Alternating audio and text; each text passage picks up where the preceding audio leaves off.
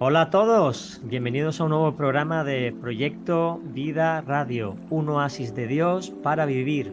Encantado de estar contigo de nuevo, qué maravilla la de programas que llevamos y cómo el Señor es fiel, que es el que nos respalda, nos cuida y nos acompaña en este bagaje tan amplio. Yo le di gracias a Dios, sin Él os aseguro que no hubiéramos llegado tan lejos y esto no ha hecho más que empezar, porque hasta la venida de Cristo vamos a seguir para adelante. Bueno, ya sabéis que emitimos desde el 100.2 de FM en Radio Amanecer Málaga, la sintonía que te acerca a Dios. Emitimos desde el 97.7 de FM, Estéreo Visión Sevilla, la generación de cambio. Las iglesias del Monte y Proyecto Vida producen y realizan el programa siempre con mucho cariño e intentando darte la máxima calidad para que puedas disfrutar del programa. La Fraternidad de Pastores de Málaga y el Consejo Evangélico Provincial de Málaga nos respaldan espiritualmente y un servidor, Juan Carlos Segovia, como consejero de medios de comunicación de ese Consejo Provincial de Evangélico, pues te acompañan de la mano de Jesús para seguir con nuestras charlas históricas con el doctor en historia y pastor Juan Manuel Quero. Querido Juan Manuel, ¿qué tal? ¿Cómo estás? Hola de nuevo, pues encantado de estar aquí contigo y disfrutando de esta oportunidad que tenemos. Pues yo me encuentro en estos programas como en casa, como si estuviéramos al lado de una chimenea, hablando del pasado, de las cosas que ocurrieron, con nuestra tacita de té, ¿verdad? Sí, Y sí. bueno, hemos hablado de muchas cosas interesantes, hemos hablado de los personajes que intervinieron en la Biblia, en la Reforma, ¿no? Hemos hablado de los símbolos, y hoy vamos a hablar de algo que la verdad es que interesa porque hay como una especie de renovación mental acerca de las mujeres, ¿no? Y vamos a hablar de qué papel tuvo la mujer en la Reforma Protestante, Juan Manuel. Tú que estabas por allí en aquel tiempo. Bueno, sí, tenía más pelo y todo, fíjate. Pues la verdad es que es un tema muy interesante yo creo que de necesidad en cuanto a poder aclarar cosas. Porque cuando hablamos hoy día tanto del feminismo, habría que entender ciertas cosas en cuanto a eso. Ahora mismo se están celebrando, digo ahora mismo, porque he visto diferentes calendarios de actividades sobre el feminismo en contexto cristiano, para Ajá. hablar desde el cristianismo, desde lo que nosotros creemos como evangélicos de ese tema, porque claro, hoy día se aborda muchas veces eso con una idea y una filosofía totalmente atea y muy diferente a lo que es la fe. Y es muy interesante entender esto y ahora mismo pues hay hermanos y hermanas, pastores, pastoras, líderes, profesores que están abundando en este tema. Y es un tema importante porque desde la antigüedad es verdad que la mujer se ha no solamente desprotegido, sino que se ha cosificado, se ha Ujú. comerciado con ella y se le ha tratado muy, muy mal. Fíjate que cuando llega la Reforma Protestante, con todo el bagaje que traía la etapa de la edad medieval y todo esto, es que la mujer no era persona. Sí, Y no era persona incluso en el sentido, porque era una persona, pero pero no se le maltratada. trataba como tal, no se le Claro, trataba no se le como tal. trataba como tal, es como si fuera prácticamente un animal. Y de Claro. hecho, jurídicamente no existía. Es decir, el hombre representaba a la mujer o a las mujeres que tenía. Y ese aspecto discriminatorio muchas veces se enseñaba desde la misma iglesia. La Claro. Iglesia Católica Apostólica Romana en aquel tiempo de la época medieval y durante la modernidad, cuando empieza la Reforma, eh, todavía estaba todo esto y por eso se tuvo que luchar al respecto. Claro. Se decía que, claro, ¿quién fue la primera persona que pecó? Ese es el argumento, claro. Claro, ese era el argumento, la Como si mujer. Adán se hubiera rechazado toda tentación, ¿no? Claro, ¿no? Y es que el argumento lo da Adán también, porque la mujer que me diste. Entonces, en base a eso, se crea todo un sentido jerárquico de que el hombre es el importante y la mujer hay que dejarla al lado, pero en ese sentido de despersonalizarla y tratarla de esta forma. Y esto, Sin sí, embargo, en la perdón. Biblia, Juan Manuel, se ve la delicadeza y la sensibilidad con la que Jesús trata a las mujeres. Con qué Totalmente. respeto de tú a tú, no las rebaja. Y bueno, y sus seguidoras. las más fieles eran mujeres, las que estaban al pie de la cruz cuando Cristo estaba siendo crucificado, casi todas eran mujeres. Luego, Jesús siempre dignificó a la mujer como lo que es, ¿no? Una hija de Dios con todos los derechos. Y sería el mismo apóstol Pablo, que muchas veces se trata de machista y de tal, quien él mismo diría que no hay ni judío ni griego, ni esclavo ni libre, ni hombre ni mujer, sino que En todos Gálatas, somos uno en Cristo. uno en Es decir, en Cristo. Gálatas 3:28. Pero nos damos cuenta que en las religiones eh, no solamente orientales, sino que tiene una línea más fundamentalista, más en ese sentido discriminatoria en muchos aspectos, como es el Islam, incluso el mismo judaísmo con respecto a la mujer no podía entrar a la sinagoga, y bueno, igual que en este tiempo. Y ocurre lo mismo con algunas entidades también de corte cristiano. Entonces, es verdad, es que la mujer está ahí sirviendo al Señor. En la palabra lo vemos. Había reinas que eran mujeres, había Juezas, juezas, había una claro. jueza, Débora. había profetisas. Bueno, y cuando habla de Priscila y Aquila, casi siempre menciona a Priscila antes que a Aquila, por algo Sí, sería. así es. Por algo sería. Pero bueno, la realidad es esa, que en ese sentido, discriminar a la mujer por el hecho de su sexo, a mí me parece una barbaridad. Pero lo cierto es que se ha estado haciendo por cuestiones culturales, a veces también religiosas, por lo que decíamos antes de que la mujer que me diste, y también porque se tenía a la mujer como. Vamos a ser claros, aunque esto pueda resultar duro para algunos oyentes. Cuando llega la Reforma Protestante, Lutero es que se quedó anonadado cuando visita el Vaticano, cuando va a Roma y empieza a ver todo lo que hay allí. Se encuentra con que un montón incluso de clérigos practicaban el concubinato, es decir, no se casaban, Sí, sí. tenían Pa- mujeres por todos lados. ¿Para qué se iban a casar, no? Si tenían las mujeres que querían por cualquier parte. Pues ya ves el concepto de familia que podían Claro. enseñar. Y de hecho, hasta Lutero mismo criticó al Papa diciendo, bueno, pero ¿qué es lo que estáis haciendo? Hay un estudio que en el libro lo cito en la página 166, mira, voy a leerte algo. Es un estudio que se hace por unos profesores de la Universidad de Berlín, Heinz y Marianne Stallman. Y dice lo siguiente: el celibato de los sacerdotes y de los monjes engendraba también superabundancia de mujeres, incluso teniendo en cuenta el hecho de que la Iglesia, a partir de la introducción del celibato, que fue en el 1074, hace mucho, antes de la Reforma, no alcanzó a suprimir, sino muy lentamente y de modo imperfecto, la práctica del concubinato de las sirvientas del cura.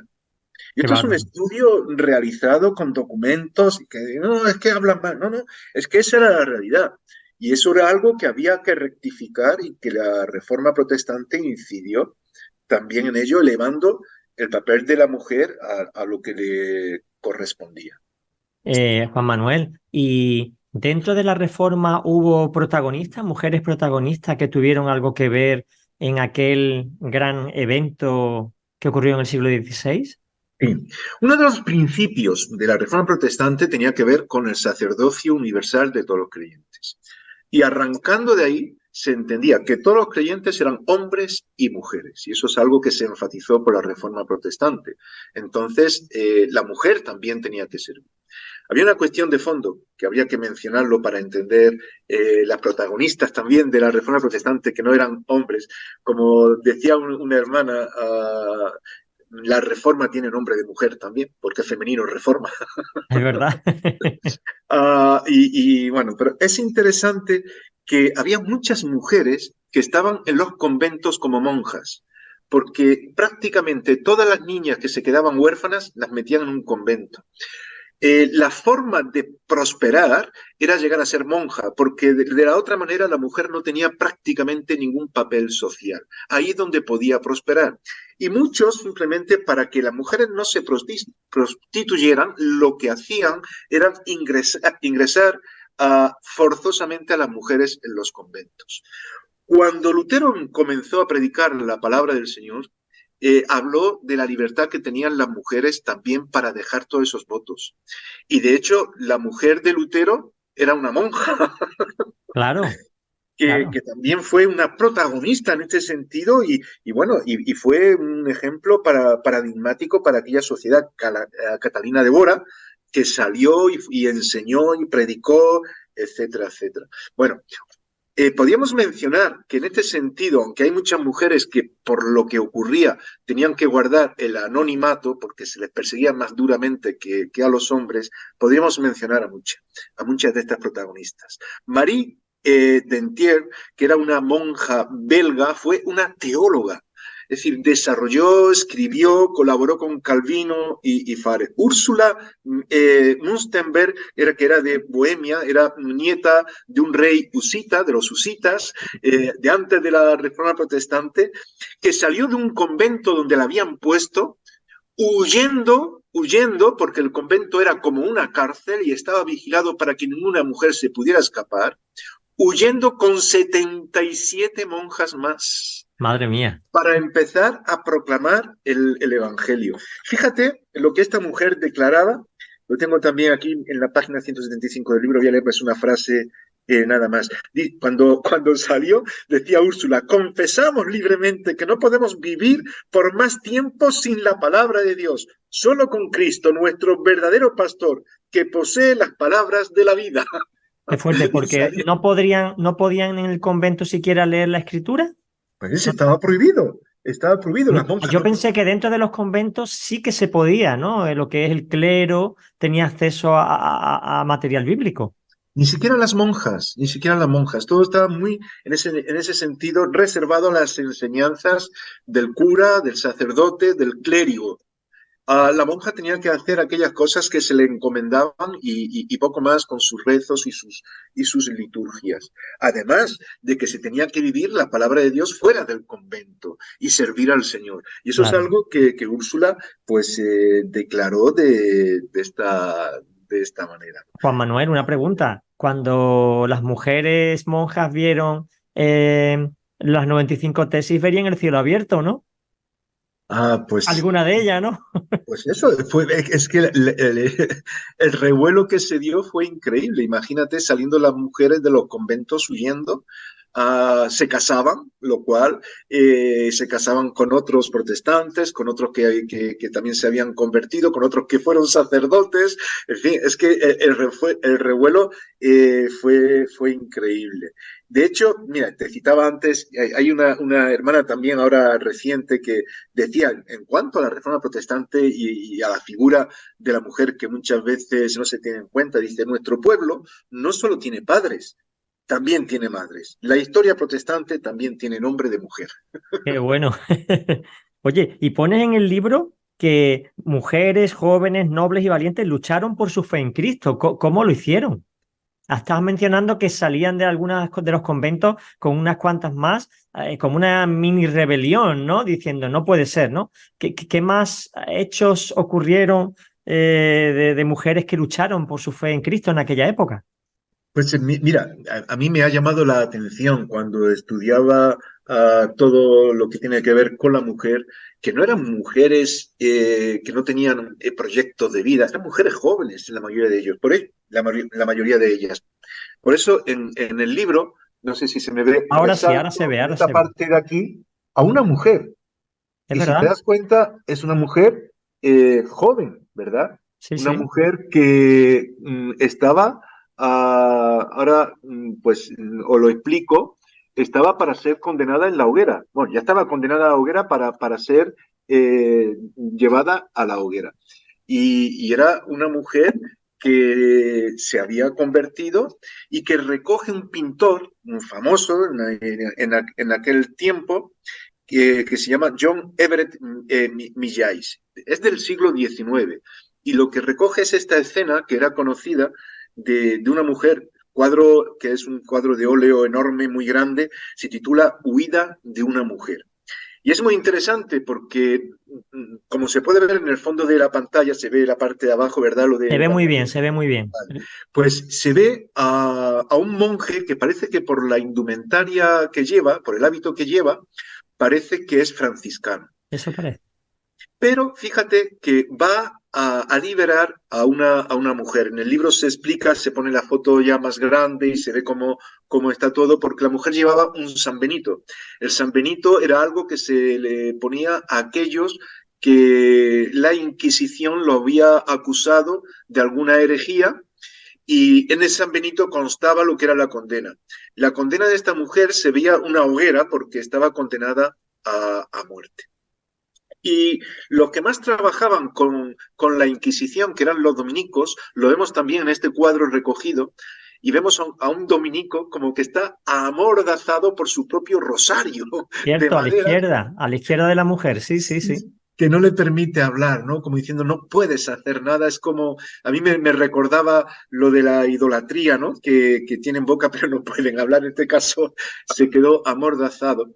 Y por el hábito del monje le aparece una camisa, el puño de la camisa, o sea, la puñeta. Sí, sí, sí, es verdad. Y lo que se ve ahí es el símbolo. ¿Te acuerdas que estábamos hablando en un programa anterior de los símbolos y Sí, hablábamos cierto, de la rosa de Lutero, el símbolo de Lutero? Pues efectivamente. aparece ahí.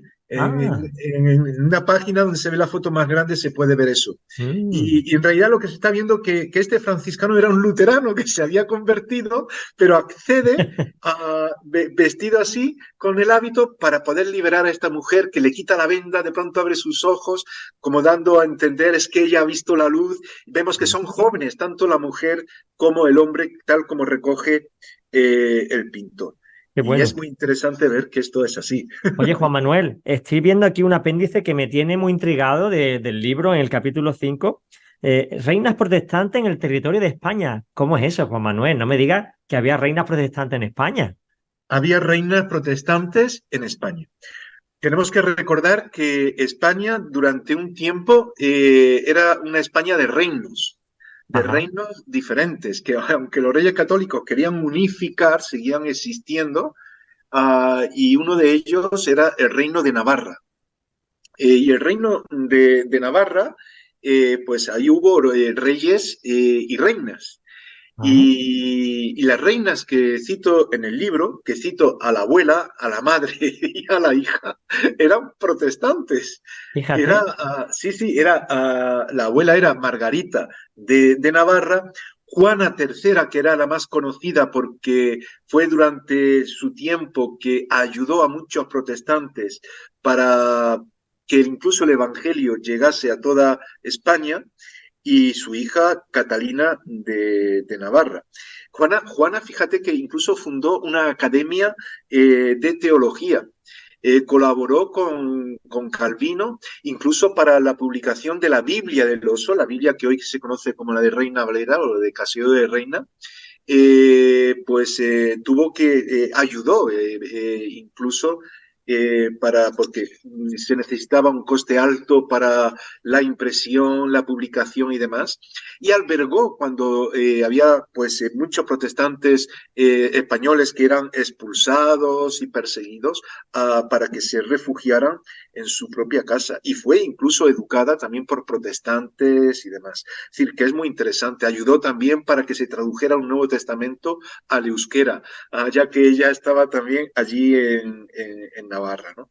Y, bueno, y la verdad es que en este sentido, estas reinas pues ayudaron bastante. Incluso Felipe II quiso casarse con Juana III y esta le dio calabazas.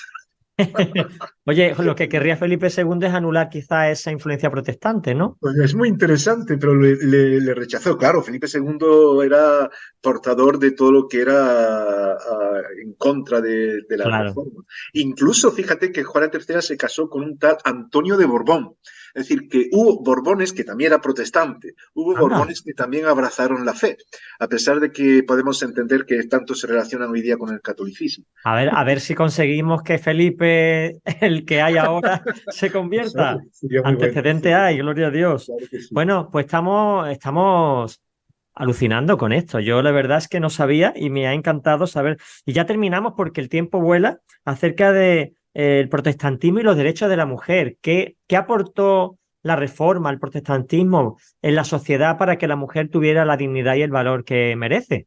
Bueno, ya no nos da mucho tiempo de hablar de esto, quizás en un próximo programa podamos hacerlo, pero una de las cosas que eran fundamentales para que la mujer tuviese la libertad y el derecho que como persona debía de tener era la educación.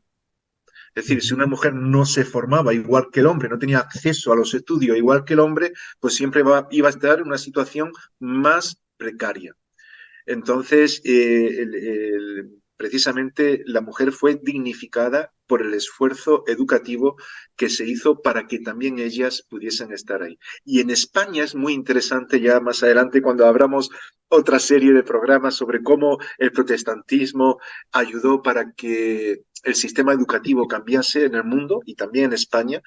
En España estoy pensando, y lo menciono en el libro, en una mujer que era Alice Gordon, o Gulick, que era como se llamaba el marido, y también asumía este apellido, se conocía también por este apellido. Ella fue fundamental también para cambiar los derechos de la mujer en España.